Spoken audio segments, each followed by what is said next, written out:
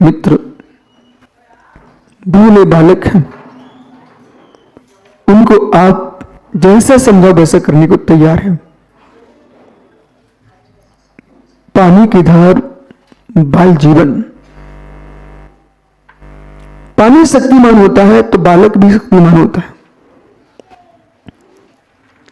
पानी को जहर में मिला दो तो मृत्यु का कारण बन जाएगा। पानी को दूध में मिलाते हो तो दूध के भाव उगता है। वो कितना श्रेष्ठ होता पानी। दूध को जलने से बचाता उसका नाम पानी है। स्वयं जल जाएगा पर दूध की रक्षा करता उसका नाम पानी है। आपके शरीर को स्वच्छ रखता पानी है। आपकी प्यास बुझाता पानी है। आपका जीवन को जीवित रखता पानी है। हे मित्र, जैसे तुम्हारे प्राणों को जीवित रखता पानी, ऐसे कुल को जीवित रखती संतान है। पानी सूख गया तो जीवन नष्ट हो जाएगा और संतान सूख गई तो कुल नष्ट हो जाएगा। पूर्व में जैसे आपने अभी कुछ दिन पूर्व जिस कष्ट से पूरा विश्व गुजरा है, वो भी किसी न किसी का उपक्रम था। निर्मल भैया, राजनीति है, एक दूसरे की रक्षा करना जानते हैं लोग, नेता वर्ग, लेकिन मायाचारी से आत्मा की रक्षा नहीं कर पाएंगे। कोरोना रोग फैला पर किसी न किसी की देन तो थी। पर मित्र, उस रोग से आप सुरक्षित हुए, उससे आपने अपने आप को सुरक्षित किया। बुद्धि थी, विवेक था। कष्ट से बचने के लिए कितने उपक्रम किए लोगों ने, बहुत उपक्रम किए, बहुत उपक्रम किए।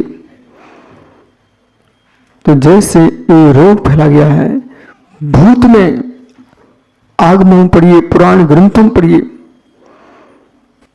कि शत्रु राजा पर बस नहीं चला, उन्होंने कुएं में जहर फैला दिया, कुएं में जहर डाल दिया। बोले हम ऐसे तो जीत नहीं पा रहे, उस कुएं का जितने सैनिक पानी पिएंगे सब अस्वस्थ हो जाएंगे, बीमार हो जाएंगे, मृत्यु को प्राप्त हो जाएंगे। ऐसा छल कपट मायाचारी भूत में लोगों ने की है। पर इस बात को भूल गए कि सेना के मारने के लिए तुमने कुएं में पानी डाल दिया, कुएं के पानी में जहर में घोल दिया, जन सामान्य भी पिएगा उस पानी को। कितनी प्रजा की हत्या कराई। मित्र मित्र, राज्य का राग, सिंहासन का राग व्यक्ति कसाई से भी क्रूर हो जाता है। सिंहासन के राग में व्यक्ति कसाई से भी क्रूर हो जाता है।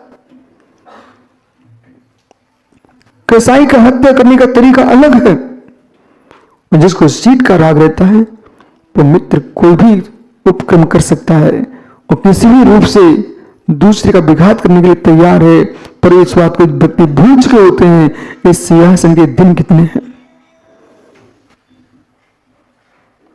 इस सिंहासन के दिन कितने हैं, सीट के दिन कितने हैं। आपकी उम्र 100 वर्ष 120 वर्ष से अधिक नहीं है पंचम काल में, औरतों को जी भी नहीं पा रहा है। इतने से अल्प दिन के पीछे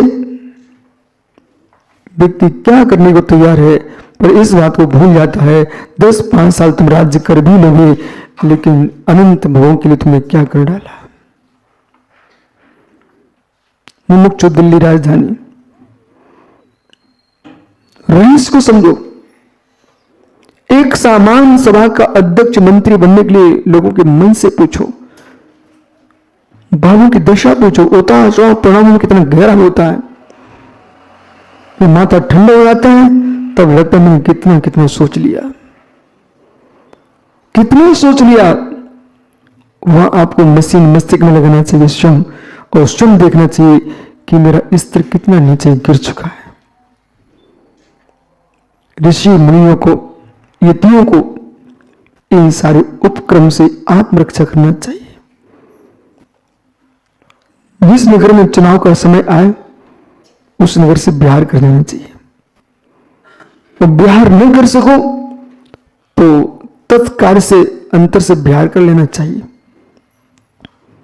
अनेक पक्ष के लोग आएंगे, सबको यूं हाथ करना, बस इतनी बहुत है, सबको करना।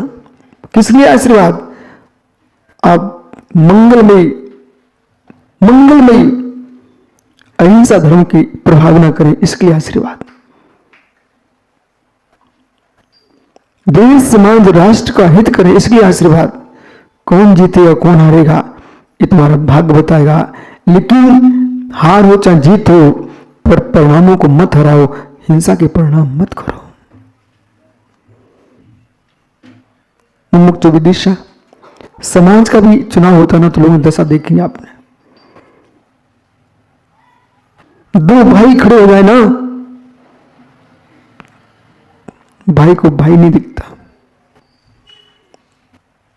दिनेश्वर जी, भाई को भाई नहीं दिखता, मित्र नहीं दिखता। उस संपत्ति से, अधिकार से क्या प्रयोजन जिसने अपनी मां के बेटों के प्रति अस्वभाव खड़े करा दिए।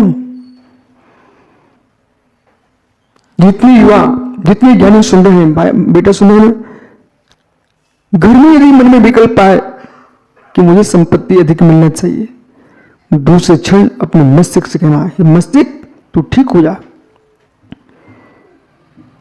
जिस एक पेट में मैं रहा हूं, एक मां के कटोरे में खीर खाई उन दोनों भाइयों ने मिलकर के, ये संपत्ति जो धिक्कार हो, तेरे पीछे मैं अपने भाई से दूर हो रहा हूं, ऐसी संपत्ति नहीं चाहिए।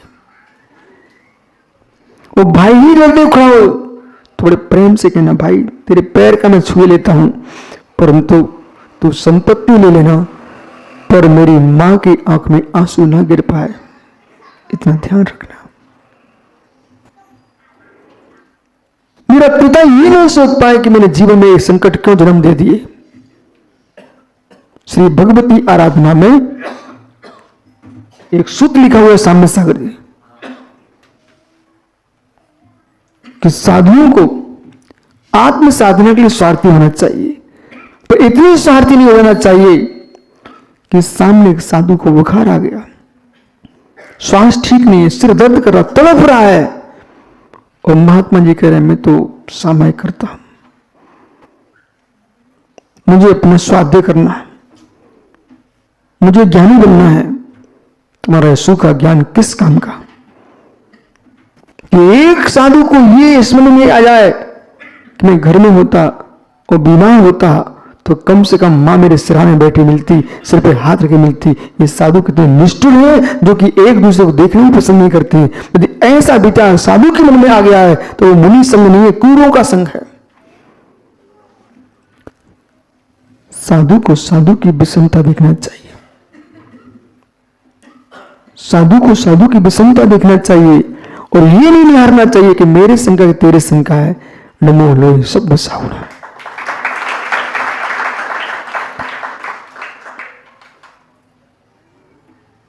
क्या मित्र जिनेश्वर जी, उस गाय के बैल जैसे भी नहीं आप लोग। चाहे नीली गाय का बछड़ा हो, चाहे धोरी गाय का बछड़ा हो, चाहे पीली गाय का बछड़ा हो, चाहे श्याम गऊ का बछड़ा हो। मित्र, देश के किसी भी प्रांत में खेत में काम कर रहा हो बछड़ा बैल बन करके, उसका दाना पूरे देश को खाने को मिलता कि नहीं? छत्तीसगढ़ रायपुर में एक बार ग्रीष्म बात में कर रहा था, दिन के 2 बजे एक व्यापारी आया नमस्ते करने, और नमस्ते करके जाने लगा। कहता गुरुजी आशीर्वाद दे दो। बोले आज मेरा काम है। फिर ऐसे गया और उसको चैन नहीं पड़ रहा था। बोला गुरुजी आज एक ट्रक हमारा जो है खुरई से गेहूं का आ रहा है। कहाँ खुरई? सागर मध्य प्रदेश में। और गेहूं कहाँ आ रहा था? रायपुर में, छत्तीसगढ़ में। तो मित्र, आपके देश के प्रधानमंत्री कह रहे थे कि मैं छोटा था तो कोल्हापुर का गुड़ खाता था। समझ रहे ना? बोले छोटा था तो कोल्हापुर का गुड़ खाता था। और मित्र, मैं कर्नाटक गया एक बार, 2006 से निकल रहा था, गोमटेस के अभिषेक के बाद।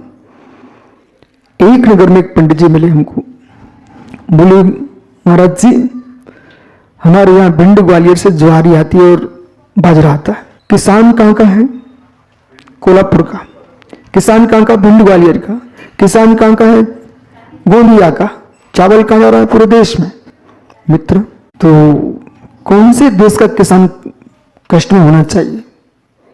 कौन से प्रांत का किसान कष्ट में होना चाहिए? कष्ट में होना चाहिए। कहीं का किसान कष्ट में नहीं होना चाहिए। उगे कहीं भी धान, पर तुम्हारी थाली में आके आ जाता है।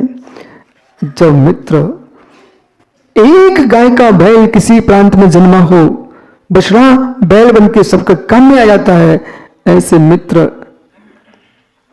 जब बैल की सेवा करने के लिए शास्त्र कह रहे हैं, क्यों? वो तुम्हारे काम में आ रहा है। जो पशु तुम्हारे अधिकृत हैं, उनका समय पर भोजन पानी होना चाहिए। यदि पालक समय पर भोजन पानी नहीं देता है, उसके अहिंसा व्रत में दोष लगता है। और वो आंसर जैन आगम में साधना की पद्धति तो देखिए, इसको मोक्ष मार्ग कहा है? कभी महाराज साहब सोचा आपने ये मोक्ष मार्ग है? कौन मोक्ष मार्ग है? जो तुम्हारे अधीनस्थ पशु पक्षी हैं, इनको समय पर भोजन पानी देना चाहिए, मोक्ष मार्ग है। बोले आप कह रहे मोक्ष मार्ग? हाँ, मैं ही कह रहा हूं, मैं नहीं कह रहा हूं, तीर्थंकर भगवान कह रहे हैं। बोले कैसे? अहिंसा व्रत के 5 अत्याचार पढ़ लीजिए। जिसने अणुव्रतों को धारण किया है, वो अणुव्रतों को धारण करने वाला देशव्रती, एक देश मोक्ष मार्गी। वो जीव अपने घर में कोई पशु को पाल रहा है, गाय बैल भैंस आदि, तो उनको समय पर भोजन पानी देना चाहिए। इतना ही नहीं, घर में कोई तुम्हारे दास दासियां हैं, उनको भी समय पर काम ले तो भोजन भी समय पर देना पड़ेगा। इतना ही नहीं, मां, घर में माता बहनें बहू बेटियां हैं, ऐसा नहीं है कि तुम काम निपटा फिर भोजन कर लेना, नहीं, भोजन के समय पर भोजन कराइए। व्रत है, व्रत व्रत है, अहिंसा व्रत और व्रत है। तो एक किसान अपने बैल का ध्यान रखता है, एक मां अपने बेटे का ध्यान रखती है। ऐसे परस्पर में वात्सल्य भाव से किसी भी संकट साधक हो मित्र, उसके अस्वस्थ होने पर आपको उसकी सेवा का ध्यान रखना चाहिए। धर्म बसलत्व है, धर्म बसलत्व है। धर्मात्मा धर्मात्मा कोई नहीं देखेगा तो कौन देखेगा? कौन देखेगा? क्या हुआ? मां गाय जहां बंधी होती है वहां मूत्र भी पड़ा रहता है, वहां गोबर भी पड़ा रहता है। जब तुम्हारे घर में दूध आता है वो कहां से निकल के आता है? कभी कभी बारिश का समय है, हरी घास ज्यादा खा ले, उसका गोबर पतला हो जाता है, वही बेचारी ने गोबर किया, वही उस पर बैठ गई तो छप भी जाता उसको। तब भी उसके नीचे बैठ करके जिनेश्वर भाई दूध निकाल के लाता है। वही दूध जब नादनी की गेहूं की खीर बन के आता है तो वो जिन संजी अरे चाप से दोनों हाथों से खा लेते हैं। गेहूं की खीर है, गोबर क्यों नहीं देखते?